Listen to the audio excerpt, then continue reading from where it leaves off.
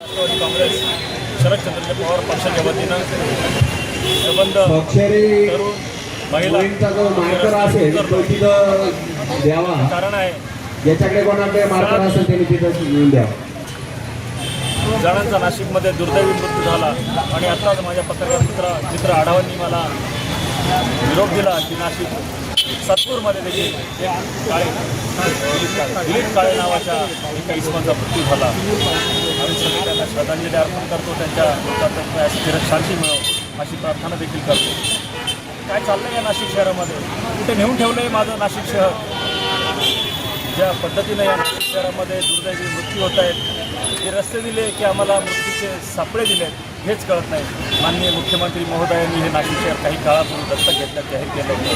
संकटमोचक त्यांचे विश्वासू कर्तबगार असे आदरणीय भाऊ या शहराचा कारभार पाहत आहेत, तरी देखील खड्डे भेटत नाही आहेत. आयुक्त आणि प्रशासन झोपलं आहे. विशेष महासभेमध्ये मला दुर्दैवानं सांगावं असं वाटतं, दुःखानं वेदनेनं सांगावं असं वाटतं की महासभा खड्ड्यांवरती चालली होती. प्रत्येक नगरसेवक सत्तेतला सत्तेच्या बाहेरच्या पोट खिडकीनं आरडाओरडा करून बोलत होता आणि आयुक्त मॅडम झोपल्या होत्या. जे प्रशासन झोपलं आहे त्या प्रशासनाला जागा करण्यासाठी आज आमचं आंदोलन आहे. ज्या लोकांचा मृत्यू झाला त्यांना 20 लाख रुपये किमान मदत करावी अशी आमची मागणी आहे. ज्यांच्यामुळे मृत्यू झाला त्यांच्यावरती सदोष मनुष्यवधाचे गुन्हे दाखल करावेत ही आमची दुसरी मागणी आहे. आणि आत्तापर्यंत खड्ड्यांवरती झालेला खर्च याची श्वेतपत्रिका नाशिकच्या जनतेसमोर मांडावी ही आमची मागणी आहे. आणि ह्या मागण्या पूर्ण होईपर्यंत आम्ही बसणार आहोत. जर तसं झालं नाही आणि आमच्या मागण्या मान्य केल्या नाही तर भविष्यात याहीपेक्षा अतिशय तीव्र स्वरूपाचं आंदोलन आमच्या वरिष्ठ नेत्यांच्यासह या नाशिक शहरामध्ये झालेलं आपण पाहतो. सगळं चालू आहे तोंडाण. कुठेतरी आज आमच्या इथे आज जुन्या नाशकामध्ये एक मोदकेश्वर मंदिरापासून तर अमरधामापर्यंत एक रस्ता बनवला गेला.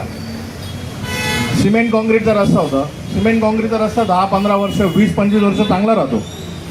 पण 2 वर्षापूर्वी बनवलेला रस्ता तुम्ही आज बघा, तिथं वायरिंगचं काम करण्यासाठी तो अख्खा खोंदून ठेवलेला आहे. कुठेही पाण्याच्या डबक्यातनं गाडी घालायलाच भीती वाटते. आणि अशा परिस्थितीमध्ये शोभू भाऊ, तुम्ही जे नाशिककरांसाठी एक आंदोलन उभं केलेलं आहे, आम्ही महाराष्ट्र नवनिर्माण सेना म्हणून आम्ही सदैव आपल्याबरोबर राहू. निश्चित आपल्याला नाशिककरांसाठी बोलायचं आहे. आपण पक्षाच्या वरिष्ठांशी आम्ही एक चर्चा करून आपण एक संयुक्तिक आंदोलन करता येतं आहे का मी या संदर्भात बोलेल. आणि आपण एक आपल्या सर्व मित्रपक्षांबरोबर आपण सर्व पक्षीय आपण एक आंदोलन उभं करू. आणि या प्रशासनाला त्यांचे जे कुंभकर्णाची झोप घेत आहे त्यांना या झोपेतनं जागा करू असं तुम्हाला सांगतो.